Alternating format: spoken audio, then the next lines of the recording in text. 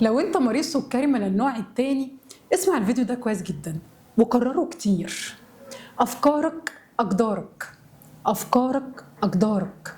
زي ما سمعت، لو انت عايش جوه فكرة بتقول انا لا يمكن اتعافى من مرض السكري، يبقى فعلا هتعيش جوه الفكرة دي وعقلك هيصدقها.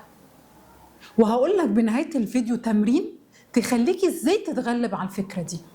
ولو انت بتعيش جوه فكرة بتقول الله، ما في ناس عملوها، طب ما في ناس نجحوا، وفي ناس انضموا معانا لحياتك بدون سكري وتعافوا، وفي ناس دخلوا معانا برنامج الرحلة وتعافوا. الناس دي عملتها ازاي؟ الناس دي احسن مني في ايه؟ الناس دي اشتغلوا ازاي على نفسهم علشان يوصلوا ان هم يتعافوا؟ انت بتعيش جوه انهي فكرة؟ البني ادم بيعيش جوه قراراته، وانت عندك الاختيار. ربنا سبحانه وتعالى اداك القرار والاختيار، هتختار انه طريق.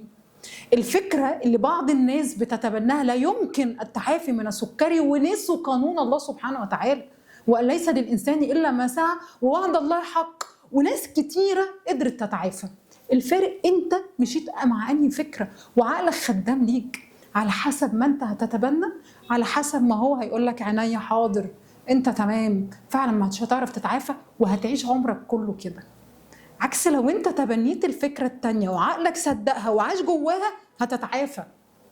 وده اللي احنا بنشتغل عليه على فكرة في برنامج الرحلة. من ضمن المحاضرات اللي احنا بنتكلم فيها قد ايه قوة عقلك الباطن، وقد ايه ممكن نشتغل على الافكار، وقد ايه المشاعر والافكار هم المسببين للامراض. مشاعر ثم فكرة ثم سلوك. في الاخر انت كبني ادم لو قدرت تفهم المعادلة دي، هتفهم ازاي النفس بتسوقك، وبالتالي انت بتكون مش قادر تسيطر. ولما الفكرة بتسيطر وتقدر ان انت تكون معاها، خلاص.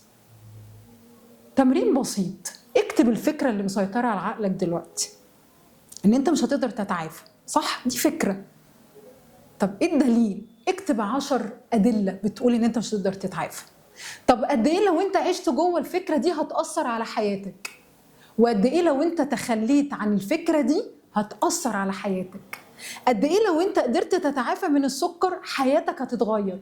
وازاي هتساعد الناس اللي حواليك؟ وازاي دوت هيفرق في حياتك وفي حياة الناس اللي حواليك؟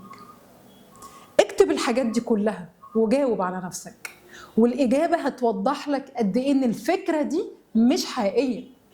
وخلي بالك تاني، أفكارك أقدارك. لو أنت عايز تاخد فرصة حقيقية، انضم للرحلة. ده برنامج حرفيا بجد معمول بشكل محترم جدا علشان يساعد مرضى السكري في كل نواحي الصحة، 6 أبعاد العافية.